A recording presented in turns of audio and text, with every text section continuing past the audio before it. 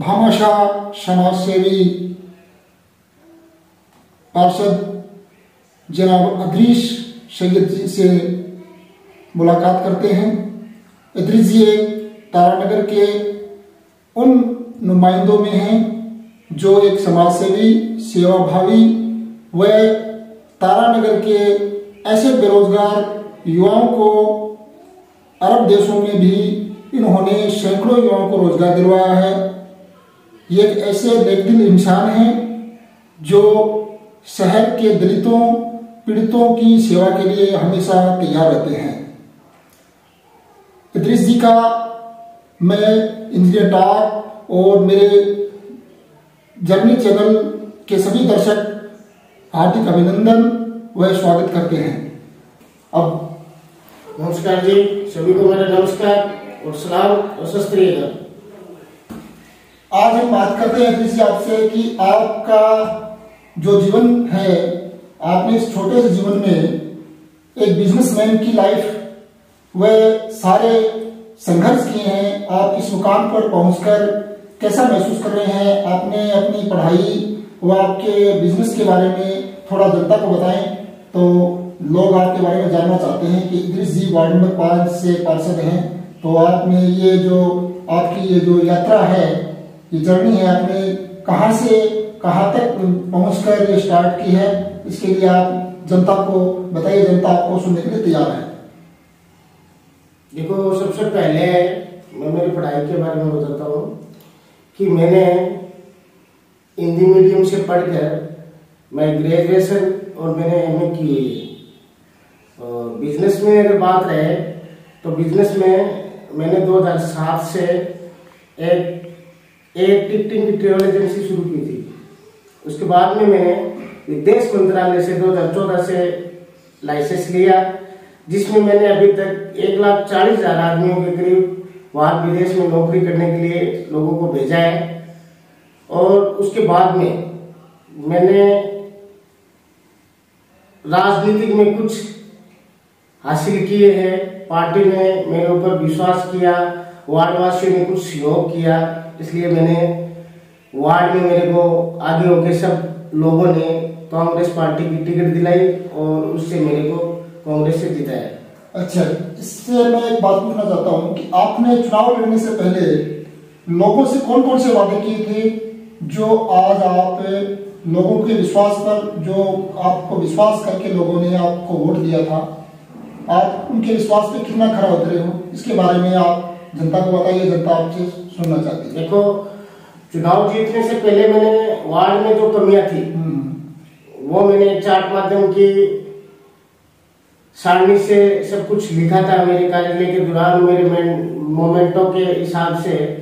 और वार्ड में जो कमियां थी, जैसे वार्ड में पार्क की जरूरत थी, एक हरिजन समाज की शमशान भूमि उसकी दीवार की जरूरत थी, एक हमारे वार्ड को जोड़ने के लिए सबसे बड़ी गोगटिया सदारसर रोड तक एक रोड थी, ईदगाह की कुछ थी, और बहुत से वार्ड का विकास था जो पिछले 10-15 साल से नहीं हो रहा था। उसके संघर्ष के लिए मैंने चुनाव लड़ा था।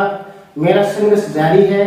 मैंने कुछ काम करवाए, मैंने उसमें से 3-4 रोडें भी बनाई है, कुछ नालियां भी बनाई है, जहां लाइट नहीं थी वहां लाइट भी लगाई है, और भी मेरे बहुत सारे प्रयास हैं। हमारे क्षेत्र के जो विधायक हैं उनको भी हम अवगत करवा रहे हैं। हमारे नगर पालिका के जो प्रशासन है, चेयरमैन साहिबा है, उनको भी हमने दे रखा है कि वार्ड में बेहतर काम होने के लिए हमें इन कामों की जरूरत है, हमें और दीजिए। मैं आपको एक बात और पूछना चाहता हूँ कि आप राजस्थान गवर्नमेंट ने जो मैंने कम से कम 10-15 पट्टे तो ऐसे हैं जो स्टेट ग्रांट में दिलाए गए, और जो 15-20 पट्टे ऐसे हैं जिसमें 69 एमए लगाए हैं, और उन गरीब आदमियों के बनाए हैं जिन्होंने कभी ये सपना भी नहीं सोचा था कि हम अपनी जमीन के मालिक बनेंगे। अच्छा, दूसरी बात मैं ये पूछना चाहता हूँ, आपका वार्ड है, इसमें सभी कम्युनिटी के लोग लगभग रहते हैं, जो दलित और माइनॉरिटी कम्युनिटी ज्यादा लोग रहते हैं, और इन लोगों की मुख्य समस्या है गरीबी। गरीबी में सबसे बड़ी समस्या है अशिक्षा। शिक्षा के साथ साथ में बेरोजगारी क्योंकि बेरोजगारी का जो संसाधन की कमी है लोगों को। तो अभी राजस्थान गवर्नमेंट ने एक इंदिरा ग्राम शहरी रोजगार योजना के नाम से एक रोजगार शुरू किया है, जिसमें 100 दिन का रोजगार होता है। तो आपने अपने वार्ड से, अपने क्षेत्र से कितने लोगों को सजेशन किया है कि आप लोग वहाँ अपना रजिस्ट्रेशन करवाइए, अपना जॉब कार्ड बनवाइए, तो आपको 100 दिन की पक्की मजदूरी मिलेगी सरकार की तरफ से, जिसमें आप अपना गुजर बसर कर सकते हैं। देखो, इसमें हमने ये 100 दिन गारंटी वाली जो योजना है, इसके बारे में लोगों को सजेशन भी दिया और हमारे वार्ड के कुछ लोगों का हमने रजिस्ट्रेशन भी करवाया और वो काम कर रहे हैं। अच्छा, अभी आपका वार्ड है शहर से उच्चतम ऊंचाई पे वार्ड है, ऊंचा वार्ड है शहर का। यहाँ पर पेयजल की समस्या बहुत भारी समस्या है। तो इसके लिए आपने पानी की व्यवस्था के लिए, पीने के पानी की व्यवस्था के लिए क्या ऐसे व्यवस्था की है जिससे लोगों को पीने के पानी की सप्लाई की सुविधा मिल सके? जी जरूर, पीने की पानी की समस्या हमारे वार्ड में अब से नहीं है, कई वर्षों से। और हमने अब की बार प्रयास किया है कि हमारे वार्ड में एक पानी की टंकी मिले और हमने विधायक जी से ये आग्रह भी किया था और वो जो हमारा प्रपोजल है वो प्रक्रियाधीन में, और हमारे को जो लग रहा है उसके जो कागजी कार्रवाई है वो पूरी भी हो चुकी है और हमारे वार्ड में एक टंकी भी मिली है पानी की, जिसके टेंडर भी कुछ दिनों में हो जाएंगे। वो टंकी आने से हमारा वार्ड नहीं, हमारे वार्ड के साथ में जो टचिंग में जो वार्ड है उनको भी इस समस्या से समाधान मिलेगा। और मेरे मानने में है कि जब वो टंकी बन जाएगी तो हमारे वार्ड की जो पानी की जो समस्या है वो खत्म हो जाएगी। अच्छा, दूसरी बात ये है कि हमारे तारानगर के विधायक श्री नरेंद्र गुडानिया जी हैं, वो काम कर रहे हैं, उनके बारे में आप क्या सजेशन देना चाहते हैं? उन्होंने कैसा काम किया है, कितने काम उन्होंने करवाया शहर के लिए, कौन कौन से काम करवाए, उनके बारे में आपको पता है क्या? जी जरूर, हमारे क्षेत्रीय विधायक ने जो काम करवाए हैं बहुत अच्छे काम करवाए हैं और काफी काम करवाए हैं। काम तो इतने हैं कि मैं आपको अगर 1 घंटे भी बताऊं तो वो पूरे नहीं होंगे, लेकिन जो मुख्यतः जो काम है, अब हमारे शहर मान लो, अपने शहर मान लो तारानगर में जो ट्रॉमा सेंटर की सबसे ज्यादा जरूरत थी, ट्रॉमा सेंटर है, आयुर्वेदिक कॉलेज आया है, हमारे नेचुरल जो पार्क है वो बन रहा है, गरीब बच्चियों के लिए जो स्कूल है वो भी बन रही है, नहर का जो रखवा है वो भी विधायक जी ने जुड़ाया है। हर वार्ड में चौपाल लगाकर वो सब लोगों की समस्या सुनकर उनका समाधान कर रहे हैं और हमें आगे भी विश्वास है कि हमारे वार्ड में जब भी चौपाल लगेगा तो हमारे वार्ड की जो समस्या है, जो रुके हुए काम है, हमारे को पूरी उम्मीद है कि वो काम होंगे। अभी तक तारानगर में कितने चौपाल लग चुकी है? अभी तक सुनने में आई है कि तारानगर में 2 वार्डों में चौपाल लग चुके हैं, जिसमें विधायक जी ने जो भी उनकी जो समस्या आई थी, सुनने में आ रहा है कि वो समस्या का उन्हें समाधान होना, चाहे रोड का हो, चाहे नाली का हो, चाहे कोई भी वाटर वर्क्स का हो, बिजली विभाग का हो, जो भी है वो सब करवा रहे हैं। और आगे पूरे महीने में धीरे धीरे जैसे जैसे नंबर आ रहे हैं वैसे वैसे हमारा भी नंबर आएगा। हमारे वार्ड के जो लोग हैं वो उनसे जो अपने मन की जो भावना है, वार्ड का जो विकास का ये रुके हुए हैं, उनके लिए उनको आगा करवाएंगे। हो सकता है हमारे वार्ड में भी वो कुछ न कुछ देंगे। अच्छा, एक योजना चल रही है राजस्थान सरकार की, मुख्यमंत्री चिरंजीवी योजना, इसके बारे में आपकी क्या राय है? क्या आप लोगों को समझाया है? ये क्या है, इसके बारे में आप थोड़ा जनता को। पिछले कई सालों से चल रही है अलग अलग नाम से, और ये एक स्वास्थ्य की अहम भूमिका निभाती है। पहले इसमें 5 लाख था, अब इसमें जांचें और इसकी राशि भी बढ़ा दी गई है। तो इससे जो गरीब तबके के जो लोग हैं, जो एक बड़े हॉस्पिटलों में नहीं जा सकते, उनको गंभीर बीमारी है, अन्यथा उनको ऑपरेशन करवाना है और बीमारियां हैं, वो उनसे निजात पा सकते हैं। और हम ज्यादातर यही सूचित करते हैं कि उनकी जो चिरंजीव जो बीमा है, वो बीमा ज्यादा से ज्यादा उनको काम करने के लिए या उनको ये गाइडेंस देने के लिए कि जयपुर के कई हॉस्पिटलों में ये योजना है, ये जुड़ी हुई है, आप इनमें अपना ऑपरेशन कराइए, अपना इलाज करवाइए। तो हमने काफी सारे लोगों को भेजा है इसमें। अच्छा, तारानगर में एक खेल स्टेडियम बन रहा है, उसके बारे में आपको पता है? जी, खेल स्टेडियम हमारे क्षेत्रीय विधायक ने वो उसको पास करवाया है और उसका काम भी प्रक्रिया में है। अभी तक बन रहा है वो बनने के बाद में वो देखा जाएगा कि कैसा बना है। लेकिन जो सुनने में आ रहा है वो यही आ रहा है कि शहर का, चूरू जिले का सबसे अच्छा जो है ये स्टेडियम बनेगा। अच्छा, तारानगर में आयुर्वेद महाविद्यालय बन रहा है जी। इससे तारानगर के लोगों को क्या फायदा होगा? देखो, तारानगर में जो आयुर्वेदिक जो कॉलेज बन रहा है उसमें अगर कॉलेज बन जाता है तो हमारे यहाँ से डॉक्टर बनने शुरू हो जाएंगे। बहुत से बच्चे हैं जो काफी दूर दूर तक एडमिशन के लिए जाते हैं। अगर तारानगर में ये कॉलेज बन जाती है, जैसे भी शुरू होती है, तो तारानगर का एक नाम रोशन होगा और हमारे जो बच्चे वो यहाँ से बनकर यही डॉक्टर बनेंगे तो लोगों के लिए बहुत ज्यादा फायदे होंगे इसमें। अच्छा, अपने तारानगर विधानसभा क्षेत्र में कितने इंग्लिश मीडियम स्कूल जो स्वीकृत हुए हैं उनके बारे में आपको पता है क्या? देखो, मैं मानता हूँ कि तारानगर विधानसभा क्षेत्र में जो इंग्लिश मीडियम स्कूल हुए हैं वो काफी हुए हैं। संख्या तो मैं आपको एग्जैक्ट नहीं बता सकता, लेकिन मेरे जानने में जब तक है वो काफी स्कूल हैं जो इंग्लिश मीडियम में बने हैं। जो पहले से इंग्लिश मीडियम नहीं थे उनको इंग्लिश मीडियम बनाया है। और कुछ मैंने देखा है, हमारे वार्ड के नजदीक में ही एक इंग्लिश मीडियम स्कूल है जो मैंने देखी है और काफी अच्छी बनी है। आप कभी वहां जाकर उसका मौका मुआयना किया? जी जरूर, मैं एक बार उस स्कूल में गया हूँ, देखा हूँ। उसमें अलग तरीके की जो शिक्षक है उनकी ड्रेसेज है, बच्चों को टेबल्स वगैरह है, उसमें बच्चों के खिलौना वगैरह का व्यवस्था है। यानी ऐसे देखने में लगता है कि ये तारानगर में ही, ये दिल्ली की कुछ स्कूल मैंने केजरीवाल की देखी थी, उस तरीके की मेरे को लगी थी। अच्छा, आप लोगों को इस इंग्लिश मीडियम स्कूल के बारे में जो क्या संदेश देना चाहते हैं कि अपने बच्चों को इंग्लिश मीडियम सरकारी स्कूल की बजाय कुछ लोग भेज रहे हैं प्राइवेट स्कूल में, तो उसमें आप लोगों को क्या कहना चाहेंगे? देखो, इसमें यही है, मैं तो यही कहूँगा कि सरकार अपने को इतना बड़ा फायदा दे रही है, एक गरीब तबके के लोगों के लिए ये मिल रहा है। इंग्लिश का जमाना है, अगर सरकार ने ऐसी स्कूलें खोली इंग्लिश मीडियम की तो हम लोगों को ज्यादा से ज्यादा उनको बताएं और उनका उस स्कूल में एडमिशन कराएं। जो गरीब तबके के जो लोग हैं उनको भी ये लगे कि हमारा बच्चा भी इंग्लिश मीडियम स्कूल में पढ़ रहा है। कि तारानगर में सबसे बड़ी समस्या है गंदे पानी की निकासी की समस्या।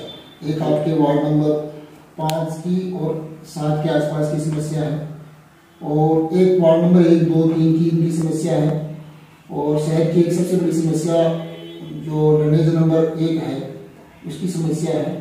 उसके बारे में आपके क्या ख्याल है, वो थोड़ा जनता को बताएं। देखो, शहर की निकासी का जो कारण है, ये तो जो समस्या है, जो सीवर लाइन पड़ने से ये समस्या शहर की मिटेगी। पूरे शहर की अगर हम बात करें पानी निकासी की, तो शहर में जब तक सीवर लाइन ना पड़े जब तक ये समस्या नहीं समाधान होगा।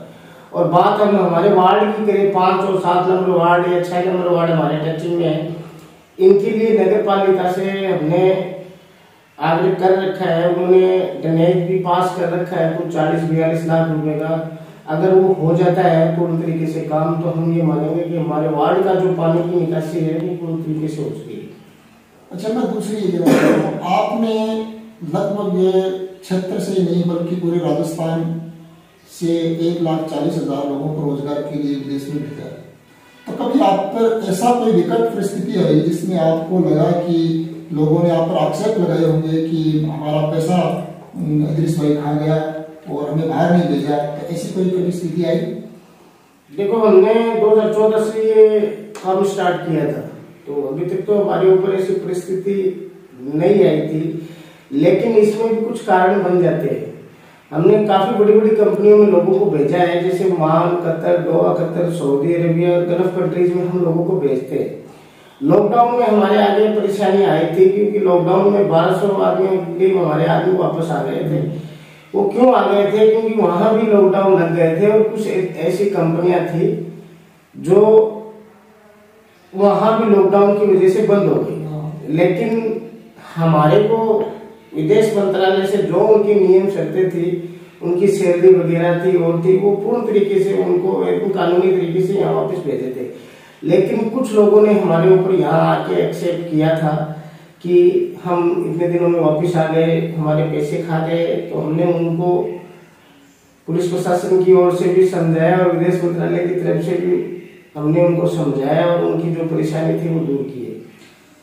अभी तारानगर की राजनीति का क्या चल रहा है कि जैसे आगे 2023 का जो चुनाव है उसको लेकर आपकी क्या राय है? यहाँ से किसको टिकट मिलेगा और यहाँ से जो कैंडिडेट रहेंगे हमारे, उसके बारे में आपकी क्या राय है? हमारे जो क्षेत्रीय विधायक अभी जो वर्तमान विधायक हैं उनकी क्या स्थिति रहेगी हमारे क्षेत्र से? आप एक बार जनता को बताएं।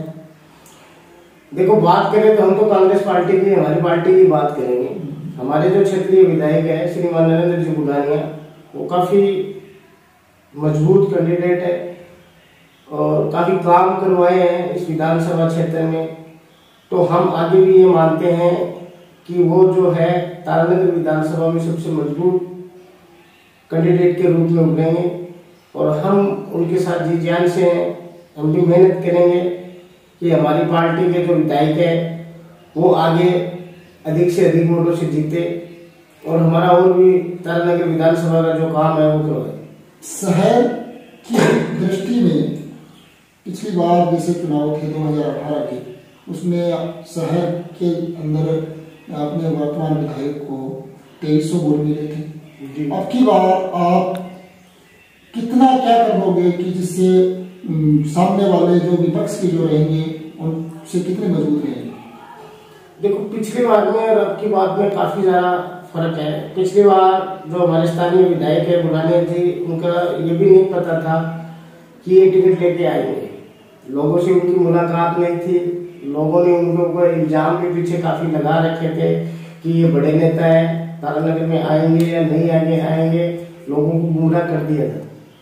इसलिए ही वो तारानगर शहर है उसमें उनको कम वोट मिले। लेकिन जो अभी का जो मानना है विधायक हमारे साथ जो रह रहा है, उस प्रकार से वार्डों की जो स्थिति है उसके हिसाब से हम देखें तो काफी मजबूत रहेंगे। और मेरे को ये लगता है कि हम अब की बार शहर में 15,000 से ऊपर वोटों की। चलो इदरीस जी, अब एक मैं आपको लास्ट और अंतिम क्वेश्चन करना चाहता हूँ। आप जनता के लिए क्या मैसेज देना चाहते हैं? जनता आपके प्रति जो भावना रखती है, जनता की कुछ आशाएं होती है, प्रतिनिधि होते हैं जो भी, चाहे वो किसी भी पार्टी से हो, चाहे वो समाज से भी हो, उनकी एक वो अपना प्रतिनिधित्व करने के लिए आदमी को चुनते हैं, तो उनकी एक आशाएं होती है। आप उनकी आशाओं पर खरा उतरने के लिए जनता को क्या संदेश देना चाहते हैं? जनता आपसे जानना चाहती है। देखो, मैं उनकी भावना को समझता हूँ। मेरे वार्ड वासियों के लिए मैं दिन रात मेरे घर पर तैयार रहता हूँ। चाहे उनको काम कराने के लिए मेरे को विधायक जी से मिलना पड़े, कोई प्रशासन से मिलना पड़े, या उनको जो भी जरूरतमंद जो सेवाएं हैं वो दिलानी पड़े, चाहे मेरे को कहीं भी जाना पड़े, मेरे वार्डवासियों को मेरे ऊपर भरोसा है और वो ये यकीन करते हैं कि ये जो बंदा है ये हमारा काम कराएगा। और मैं गरीबों के हमेशा साथ रहता हूँ, उनके बीच में रहता हूँ, इसीलिए लोगों ने मेरे को चुना। बहुत अच्छा लगा। नमस्कार, अस्सलाम।